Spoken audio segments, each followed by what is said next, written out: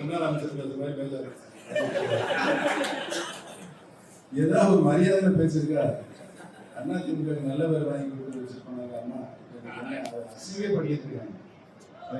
CV Shankar, Udhayakumar, Srinivasan என்ன பேசுறது எதாவது பேசிருக்காங்க. இவங்க நம்பி எப்படி ஓட்டு போடுவாங்க? மறுபடியும் சொல்லுங்க, நீங்களே சொல்லுங்க. ஓட்டு போடுவாங்களா? நடக்காது. இன்னைக்கு கிறுக்கு பிடிச்சி பேய் பிடிச்ச மாதிரி அலையுறாரு பழனிசாமி.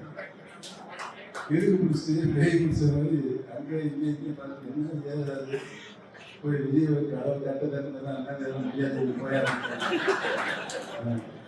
இந்த சூழ்நிலையிலே போடி வண்டியா கிளம்பி என்னை தோற்று 7 இடங்களை நாடாளுமன்றத்தில் டெபாசிக்கிறாங்க.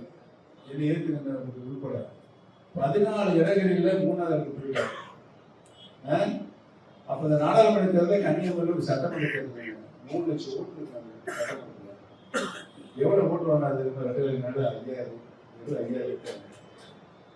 இவ்வளவு கீழ்நிலைக்கு இந்த இயக்கத்தை உதயகுமார் கடப்பரை எடுத்து வர்றாரு, பழனிசாமி மம்பட்டி எடுத்து வர்றாரு. 2 பேரும் போஸ்டாங்க. அது இது அப்படி இப்படின்னு எப்படி பார்த்தாலும் இதுதான் ஹிட்டான ஆஃபர்.